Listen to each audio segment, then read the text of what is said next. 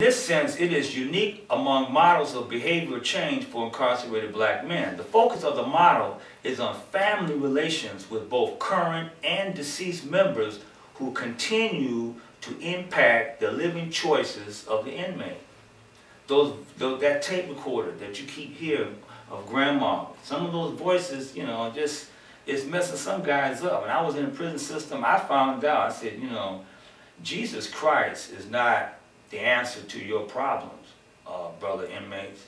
Jesus Christ is the problem to your answers. You know, some of you just messed up. But anyway, people who facilitate this acute intervention need a radical model to accomplish such a task, to such a targeted group of rebellious young men. Now we're talking about young men between the ages of 14 and 25. And we have archaeological evidence to show that they dug up bones at Calvary. Your Calvary where Jesus died. Archaeologists went there. It's in the Catholic Archaeological Review. I've got it somewhere around here. But they went and dug up the bones, and they found out they were the bones of young Jewish radicals between the age of 14 and 17. That is what the archaeologists found. That's forensic anthropology. So this is a scientific approach. This self-esteem model is designed for adult facilitation training. I'm really talking to adults, people who are engaged with helping people to change their attitudes. It is a process model. The objectives of the facilitation model is to enhance the facilitators and the inmates' overall effort to find purpose and energy for life. That's number one objective. Another one, to identify sources of conflict in cultural relationships, to differentiate between healthy and unhealthy relations within one's family, to teach self-esteem skills to marginalized black male inmates. Marginalized. Those who are just about to just call it quits.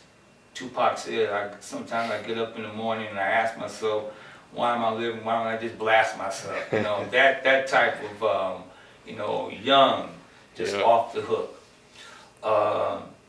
To teach self-esteem skills to marginalized black male inmates, and also to demonstrate the ability to inculcate self-esteem skills in one's life. How are you going to keep this thing going? Now, what are the advantages of the facilitation model? There are three. One, the model can assist the facilitator in identifying strengths for coping with family and personal conflicts. Another advantage of the facilitation model is that it would improve the facilitator's ability to identify sources of conflict in the family system, which is a barrier to cultural development. When I was in the prison system, I was taught you don't minister to the inmate, you minister to the family. And inevitably, when brothers would see me, they always want to come to my office and talk, and I would give them 55 minutes. I let them talk. I can learn all about why they're in prison, you know, read my records. That's not important. Let them talk. And then in 5 minutes, I said, all right, what do you want? Okay? And then they can solve their own problem. I don't have to impose Freud or use a whole lot of Jesus or Gandhi or any other holy people.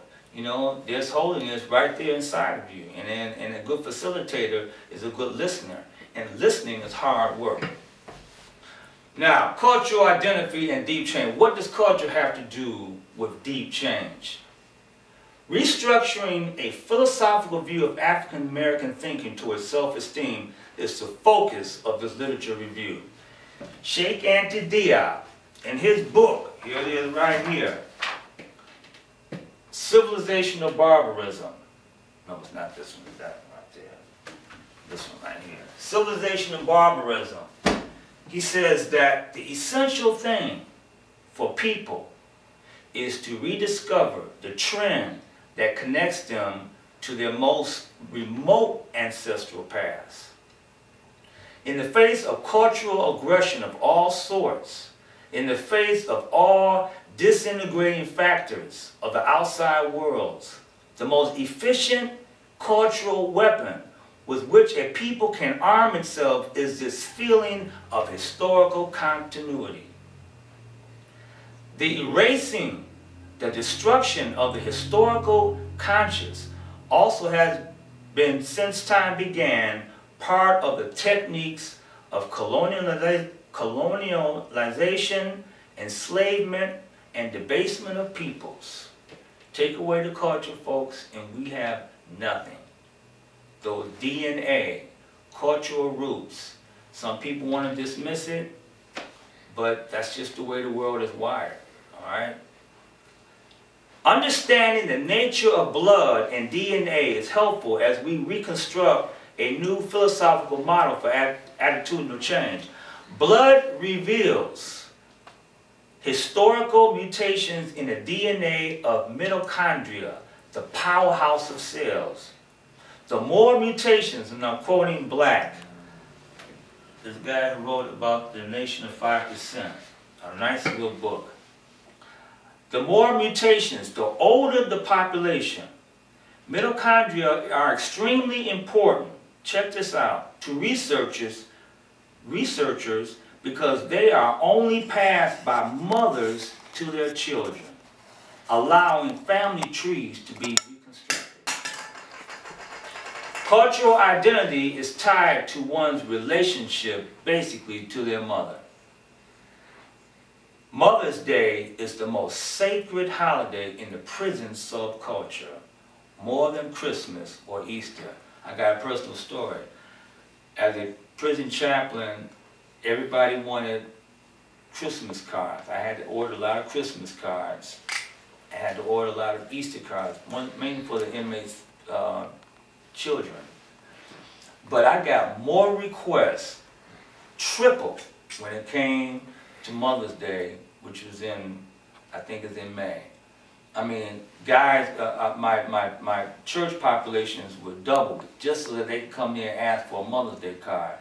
That is the #1 holiday in the prison system, Mother's Day. Interesting.